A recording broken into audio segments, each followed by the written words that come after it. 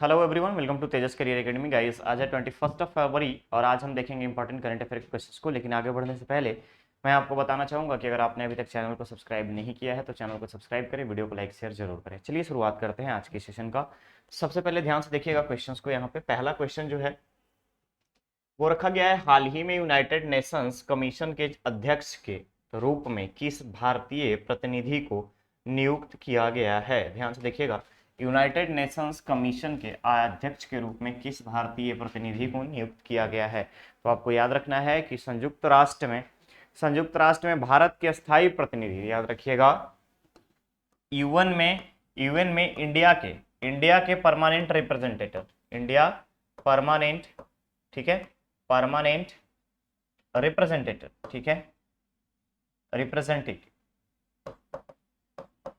प्रतिनिधि रुचिरा कंबोज, याद रखेंगे, नाम है उनका रुचिरा कंबोज, रुचिरा कंबोज, ठीक है।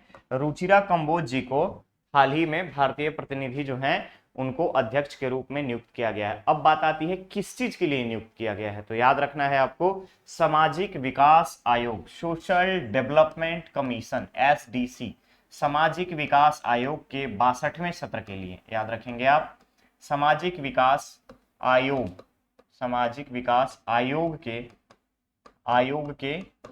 62वें सत्र के लिए, 62nd सत्र के लिए इनको अध्यक्ष के रूप में नियुक्त किया गया है। याद रहेगा। तो करेक्ट ऑप्शन क्या बन जाएगा? करेक्ट ऑप्शन बन जाएगा ए, दैट इज रुचिरा कंबोज। ठीक है, आगे बढ़े, चलिए। नेक्स्ट क्वेश्चन है, छत्तीसगढ़ राज्य का पहला ग्लास ब्रिज किस स्थान पर बनाया गया है। छत्तीसगढ़ राज्य का पहला ग्लास ब्रिज का मतलब क्या हो गया कि ग्लास का बना हुआ ब्रिज, ठीक है, ग्लास का ब्रिज। ये जो मटेरियल है वो क्या है? ये मटेरियल है आपका ग्लास का। कहां पे बना है ये आपसे पूछा जा रहा है। तो याद रखिएगा, ये सिर्फ छत्तीसगढ़ का पहला नहीं, ये सिर्फ छत्तीसगढ़ का ही पहला नहीं है, बल्कि छत्तीसगढ़ के साथ साथ मध्य भारत का, छत्तीसगढ़ के साथ साथ मध्य भारत का, जैसे आप लोग कभी यूट्यूब वगैरह में देखते होंगे चाइना वगैरह में ग्लास ब्रिज, अब आप रायपुर में भी देख सकते हैं। छत्तीसगढ़ के साथ साथ मध्य भारत का पहला ग्लास ब्रिज, ठीक है। शीशे का बना हुआ पुल कहां पे बनेगा? रायपुर में। याद रखना है आपको, रायपुर में भी कहां? महादेव घाट। कौन सी नदी? खारून नदी, ठीक है, महादेव घाट नदी, खारून, क्लियर रहेगा। खारून नदी महादेव घाट में, रायपुर में ग्लास ब्रिज राज्य का पहला, साथ ही साथ मध्य भारत का भी पहला ब्रिज बनाया गया है, क्लियर रहेगा। अब बात आती है कि कितना है इसका लेंथ, तो 16 फीट, याद रखेंगे आप, 16 फीट लेंथ की अगर हम बात करें, 16 फीट, और इसका कैपेसिटी 25 टन, ध्यान रखेंगे आप, 25 टन कैरिंग कैपेसिटी है, यानी कि 25 टन तक के वेट को बियर कर सकता है। इसके अलावा इस ग्लास के साथ साथ ऐसे मटेरियल को कोटेशन किया गया है कि कोटिंग जो है मटेरियल की वो ब्रिज के टूटने के बाद भी एक दूसरे से चिपके रहेंगे, यानी हादसा नहीं होगी। हाइट की बात करें 45 फीट, याद रखेंगे 45 फीट हाइट, क्लियर रहेगा। तो कहां बना है? ये बना है आपका छत्तीसगढ़ की राजधानी रायपुर में, क्लियर। आगे बढ़े नेक्स्ट क्वेश्चन पे। दूसरा क्वेश्चन है, हाल ही में आयोजित गवर्नेंस नाउ पीएसयू अवार्ड में, में 9वें संस्करण में लीडरशिप अवार्ड किस संस्था को दिया गया।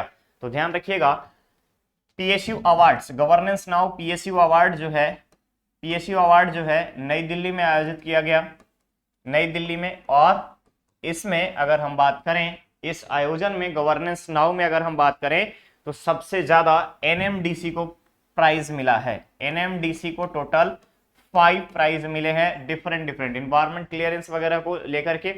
इसके बाद अगर हम बात करें तो लीडरशिप अवार्ड, ठीक है, लीडरशिप अवार्ड की बात कर रहा है, लीडरशिप अवार्ड एसीसीएल को दिया गया है, ठीक है, एसीसीएल कोरबा, ध्यान रखेंगे, एसीसीएल को दिया गया है कोरबा, एसीसीएल कोरबा को दिया गया, यानी एसीसीएल ओवरऑल है यहाँ पे, और एसीसीएल को लीडरशिप अवार्ड दिया गया है। क्यों? क्योंकि पर्यावरण को ध्यान में रखते हुए सबसे ज्यादा प्रोडक्शन, यानी अगर हम बात करें तो पूरे भारत में, इंडिया में 75% का कंट्रीब्यूशन कोयले के उत्पादन के मामले में ACCL का होता है। ध्यान रखिएगा, ACCL का होता है। कोयले के उत्पादन के मामले में अगर हम बात करें, कंट्रीब्यूशन जो है वो 75% का किसका होता है, ACCL का होता है। क्लियर रहेगा। तो लीडरशिप अवार्ड की बात आएगी तो किसको हम बोलेंगे, तो लीडरशिप में अगर आप देखिएगा तो सबसे पहले नाम आता है यहाँ पे ACCL का, that is south eastern coalfield limited, ACCL। Correct option यहाँ पर हो जाएगा आपका सी। ठीक है, चलिए नेक्स्ट क्वेश्चन है, प्रधानमंत्री पोषण शक्ति योजना के तहत स्कूली बच्चों को मिलेट से बने व्यंजन कितने जिलों में वितरित की जाएगी। ये आपका छत्तीसगढ़ के संदर्भ में बात कर रहा है, ध्यान से देखिएगा। प्रधानमंत्री पोषण शक्ति योजना के तहत स्कूली बच्चों को मिलेट से बने व्यंजन कितने जिलों के स्कूलों में वितरित किया जाएगा, छत्तीसगढ़ के कॉन्टेक्स्ट में। तो अभी हाल ही में हम लोगों ने ये देखा कि रायपुर में मिलेट कार्निवल, ठीक है, मिलेट्स कार्निवल चलाया गया था। मिलेट्स कार्निवल का आयोजन हुआ था और यहाँ पे डिफरेंट मिलेट्स से बने व्यंजन आपको देखने को मिले, खाने को मिले। ठीक है, इसी प्रकार से स्कूली बच्चों के लिए मध्याह्न, ध्यान रखेंगे आप, मध्याह्न भोजन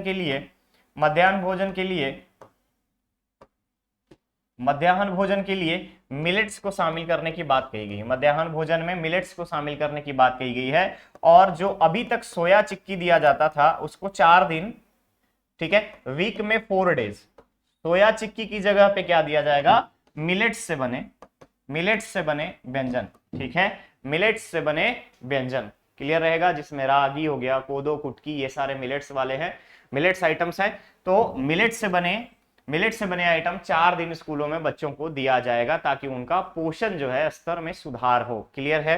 अब बात आती है कितने जिलों में पहले इनिशियली चलाया जाएगा, तो छत्तीसगढ़ के इनिशियल स्टेज में 12 जिलों में 12 डिस्ट्रिक्ट्स में इसको इंप्लीमेंट किया जाएगा। क्लियर है, 12 जिलों में। कब, मध्याह्न भोजन सोया चिक्की जो दिया जाता है उसकी जगह पे 4 दिन तक मिलेट से बने व्यंजन दिए जाएंगे। क्लियर है, करेक्ट ऑप्शन बन जाएगा आपका D, that is 12। Next question है यहाँ पे, हाल ही में किस बैंक को डिजिधन अवार्ड्स के तहत वर्ष 21-22 के लिए प्रतिष्ठा पुरस्कार से सम्मानित किया गया है। किस बैंक को डिजिधन अवार्ड्स के तहत 2021-22 के लिए प्रतिष्ठा पुरस्कार से सम्मानित किया गया है। तो याद रखना है कि हाल ही में कर्नाटका बैंक को, जो कि प्राइवेट सेक्टर का बैंक है, कर्नाटक बैंक को प्रतिष्ठा पुरस्कार से सम्मानित किया गया है। ठीक है, प्राइवेट सेक्टर का बैंक है और इसे प्रतिष्ठा पुरस्कार से सम्मानित किया गया है डिजिधन के लिए। ठीक है, अब बात आती है डिजिधन मींस क्या हो गया, डिजिटल मनी के लिए। याद रखिएगा, डिजिटल मनी के लिए, ट्रांजैक्शंस के लिए। अब बात यहाँ एक चीज और याद रखना है, कर्नाटका बैंक के सीईओ कौन है, MS महाबलेश्वर।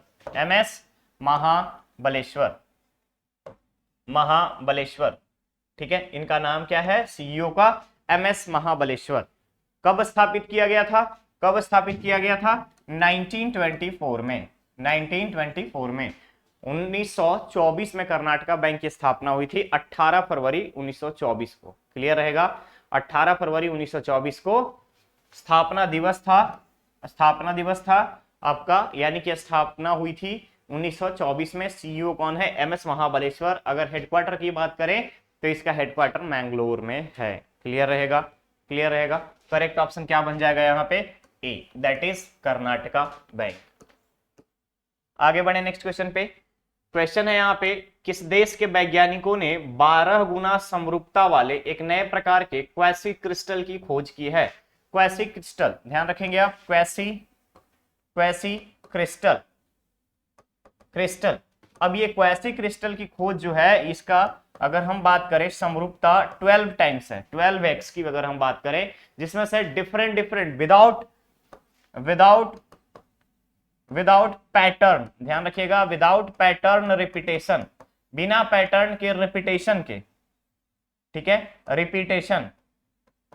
बिना पैटर्न के रिपीटेशन के ये क्वासी क्रिस्टल की खोज की गई है। और इसे खोजा है किसने, यूनाइटेड स्टेट ऑफ अमेरिका के साइंटिस्ट ने। ध्यान रखिएगा, यूनाइटेड स्टेट्स ऑफ अमेरिका के साइंटिस्ट ने। इससे पहले आपको एक चीज और याद रखना होगा कि दुनिया की सबसे लाइट वेट वाली, यानी सबसे हल्की धातु की बात करें हम, हल्के धातु के बारे में, कुछ दिन पहले ग्राफीन की खोज की गई थी, याद रखिएगा ग्राफीन की खोज की गई थी, जिसका टेंसाइल स्ट्रेंथ में अगर आप देखेंगे तो बिल्कुल ही कम है और बहुत ही ज्यादा फ्लेक्सिबल है, उसकी फ्लेक्सिबिलिटी बहुत ज्यादा है, बट उसमें वेट कैरिंग कैपेसिटी और अगर हम बात करते हैं तन्यता के साथ साथ, हिंदी में तन्यता, टेंशन, टेंसाइल स्ट्रेंथ, और इसके अलावा अगर आप देखेंगे उसमें तो ब्रिटलनेस की बात करें तो बहुत ही कम है। तो ग्राफीन वर्ल्ड की सबसे लाइटेस्ट मेटल है। क्लियर रहेगा, इस चीज को आप ध्यान रखिएगा।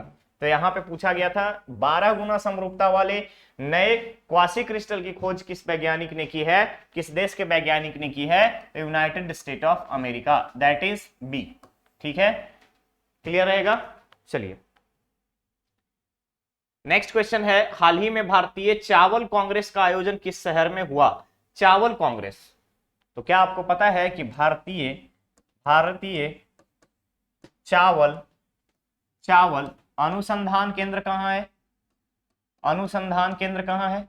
तो भारतीय अनुसंधान केंद्र NRRI, rice research institute, NRRI national rice research institute कहां है आपका? कटक, याद रखिएगा कटक। तो कटक में हम बात करते हैं भारतीय चावल कांग्रेस का, तो इस साल का भारतीय चावल कांग्रेस जो है कटक में ऑर्गेनाइज किया गया, और ये कौन सा था भारतीय चावल कांग्रेस? सेकेंड। कौन से नंबर का भारतीय चावल कांग्रेस? सेकेंड। ठीक है, इसके अलावा एक चीज और आपको याद रखना है, क्यों इस कांग्रेस को, इस सम्मेलन को बुलाया गया? तो रीजन था इसका चावल की उत्पादकता को बढ़ाने, चावल की उत्पादकता को बढ़ाने, यानी चावल के उत्पादन को बढ़ाने, और टेक्निकली यानी कि तकनीकी रूप से खेती में, तकनीकी रूप से खेती को बढ़ावा देने के लिए। तो जब ये कॉन्फ्रेंस हुआ तो इसका कुछ ना कुछ एक रीजन रहा होगा, कुछ ना कुछ सब्जेक्ट रहा होगा, थीम रहा होगा।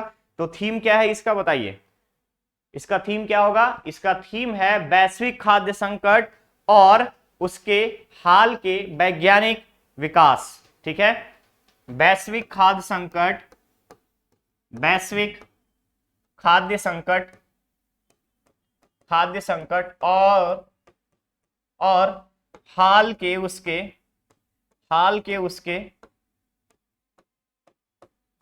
वैज्ञानिक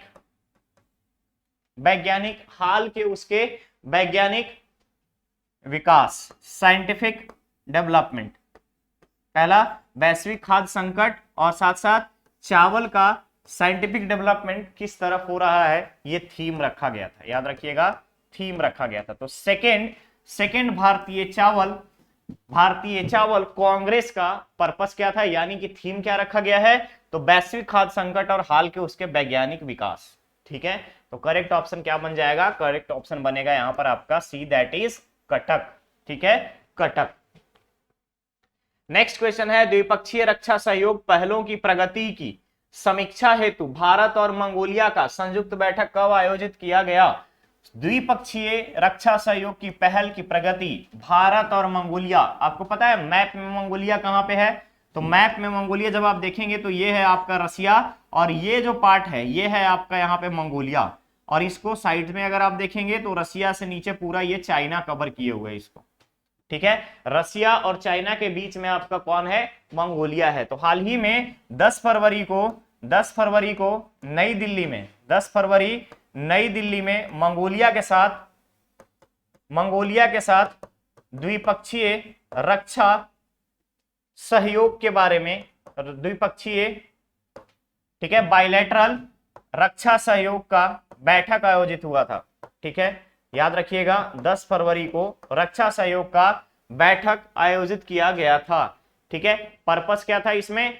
तो चाइना को काउंटर करने के लिए हमें ऐसे ऐसे कंट्री की रिक्वायरमेंट होती है जिससे हम फ्रेंडली रिलेशन रख सके, ताकि कभी ऐसा रिक्वायरमेंट हो तो हमें हेल्प करे। रसिया तो हमारे साथ है ही, बट एक कुछ सिचुएशन में मंगोलिया में ही विश्व की, अगर आप देखेंगे एशिया का सबसे बड़ा डेजर्ट जो अगर आप देखेंगे तो आपको वहीं पे मिलेगा मंगोलिया में, जिसको गोबी डेजर्ट कहते हैं। ठीक है, एशिया का बड़ा गोबी डेजर्ट जो है मंगोलिया में ही है। और मंगोलिया एक तरीके से अगर आप देखेंगे डिप्लोमेटिक या पॉलिटिकल पर्पस से हम देखें अगर, तो हमारे लिए बहुत ज्यादा जरूरी हो जाता है मंगोलिया। ठीक है, तो याद रखिएगा द्विपक्षीय रक्षा सहयोग पहल की प्रगति की समीक्षा के लिए, रिव्यू के लिए हमारा 10 फरवरी को मंगोलिया और भारत के बीच में रक्षा सहयोग को लेकर के बैठक आयोजित की गई थी। क्लियर रहेगा। साथ ही साथ रक्षा की साझेदारी, इसके अलावा अगर रिक्वायरमेंट हो तो हमें रक्षा सौदे जितने होते हैं, जैसे आप राफेल हो गया, जैसे हमने फ्रांस के साथ राफेल की डील की, वैसे ही ब्रह्मोस मिसाइल हमारा होता है, तो बहुत सारे कंट्री हमसे खरीदते हैं, तो रक्षा मामलों में भी हम थोड़ा सा आगे बढ़ेंगे। तो कब हुआ था? 10 फरवरी को, याद रखिएगा 10 फरवरी करेक्ट ऑप्शन होगा।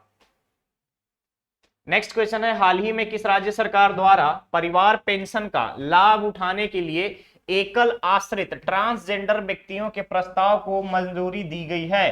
तो याद रखिएगा उड़ीसा सरकार के द्वारा, उड़ीसा राज्य सरकार के द्वारा हाल ही में उड़ीसा सिविल सेवा पेंशन, याद रखिएगा उड़ीसा सिविल सेवा पेंशन अधिनियम 1992 में संशोधन करते हुए इस प्रस्ताव को मंजूरी दी गई है, जिसमें आश्रितों को एकल आश्रित अगर ट्रांसजेंडर व्यक्ति हैं तो उनको उसका लाभ मिलेगा। पेंशन अधिनियम 1992 में संशोधन करते हुए अगर कोई किसी के फादर या मदर गवर्नमेंट जॉब में थे और उनका आश्रित जो है एक ट्रांसजेंडर है, तो उसके लिए उसको कंटिन्यू रखी जाएगी पेंशन। ये प्रस्ताव उड़ीसा के लेजिस्लेटिव असेंबली ने पास किया है, मंजूरी दिया है। ठीक है, तो ये चीज आप याद रखिएगा, क्योंकि ट्रांसजेंडर से रिलेटेड अगर हम देखें बहुत सारी चीजें अभी जेंडर इनइक्वालिटी को कम करने के लिए, जेंडर गैप को फुलफिल करने के लिए यहाँ पे बहुत सारे वर्क प्लान और प्लानिंग की अगर हम बात करें चलाए जाते हैं, यहाँ पे योजनाएं लाई जाती हैं, स्कीम्स चलाए जाते हैं। तो इन सब में उड़ीसा गवर्नमेंट का ये स्टेप इंपॉर्टेंट हो जाता है कि उसने सिविल सेवा पेंशन अधिनियम 1992 में संशोधित करके कोई भी ऐसा व्यक्ति जिसका एक आश्रित ट्रांसजेंडर है उसको वहां पे पेंशन की सुविधा उपलब्ध कराई जाएगी। क्लियर रहेगा, तो करेक्ट ऑप्शन बनेगा यहां पर आपका ए। नेक्स्ट क्वेश्चन है, यूनिफॉर्म सिविल कोड के खिलाफ किस राज्य के विधानसभा ने प्रस्ताव पारित किया है? यूनिफॉर्म सिविल कोड, आपको पता होगा यूनिफॉर्म सिविल कोड जब हम इंडियन पॉलिटी पढ़ते हैं तो हमारा वहां पे DPSP directive principle of state policy का आर्टिकल 44 है। ठीक है, आर्टिकल कौन सा है? 44, जहां पे समान सिविल संहिता के बारे में बात की जाती है, यानी एक देश एक विधान। ठीक है, एक देश एक विधान। तो यूनिफॉर्म सिविल कोड सबसे पहले किसने लागू किया? गोवा ने। सबसे पहले लागू करने वाला राज्य कौन सा है? गोवा। हाल ही में अगर आप देखेंगे तो मिजोरम के लेजिस्लेटिव असेंबली ने यूनिफॉर्म सिविल कोड को मानने से मना किया है और यूनिफॉर्म सिविल कोड के खिलाफ अपने विधानसभा में प्रस्ताव पारित किया है कि हम मिजोरम में यूनिफॉर्म सिविल कोड को इंप्लीमेंट नहीं करेंगे। ठीक है, क्लियर रहेगा, तो करेक्ट ऑप्शन बन जाएगा यहां पर आपका बी, दैट इज मिजोरम। ठीक है, आगे बढ़े नेक्स्ट क्वेश्चन पे। चलिए, क्वेश्चन है यहां पे, समुद्रशिला उपन्यास के लेखक निम्नलिखित में से कौन है? समुद्रशिला, तो समुद्रशिला उपन्यास जो है वो केरल के राइटर हैं, ध्यान रखिएगा केरल के लेखक हैं जिनका नाम है सुभाष चंद्रन। याद रखिएगा सुभाष चंद्रन। और इस उपन्यास के लिए अकबर ककट्टिल, याद रखिएगा अकबर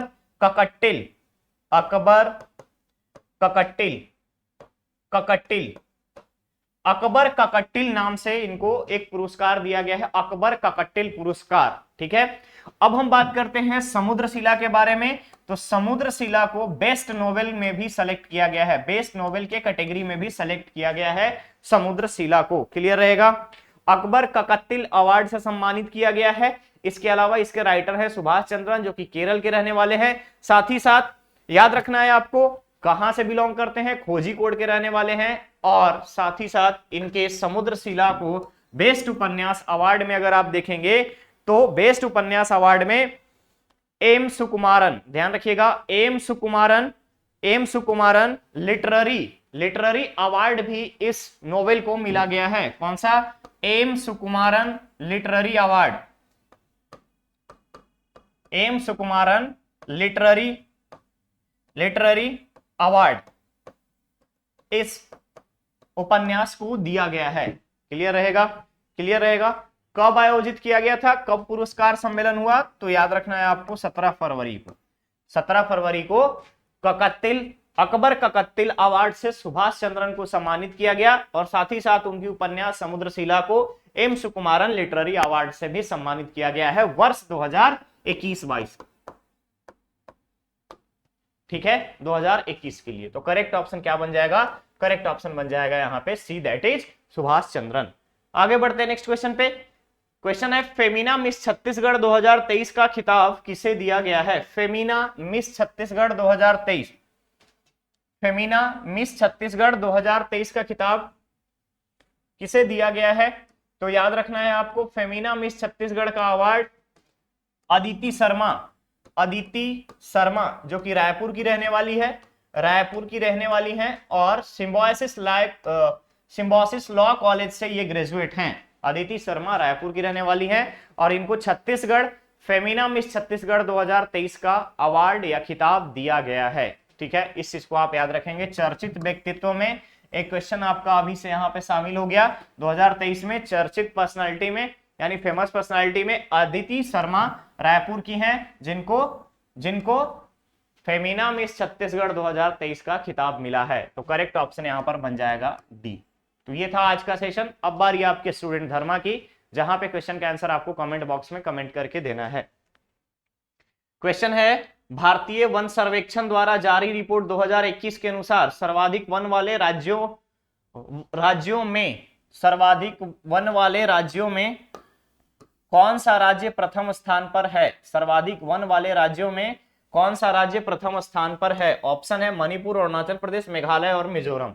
ठीक है, हाल ही में रिपोर्ट इशू किया गया है एफएसआई के द्वारा, फॉरेस्ट सर्वे ऑफ इंडिया के द्वारा, जिसमें से आपको बताना है कि कौन सा राज्य प्रथम स्थान पे है सर्वाधिक वन आच्छादन में। ठीक है, इसके अलावा लास्ट लेक्चर में मैंने आपसे एक क्वेश्चन पूछा था, और उस क्वेश्चन का आंसर आप सभी लोगों ने दिया और उसका आंसर था नील मोहन। याद रखिएगा, नील मोहन क्वेश्चन था। यूट्यूब के सीईओ के रूप में किसे नियुक्त किया गया है, तो करेक्ट आंसर होगा नील मोहन। ठीक है, तो आज के सेशन में बस इतना ही। मिलते हैं बहुत ही जल्द हम लोग नेक्स्ट और नए सेशन के साथ।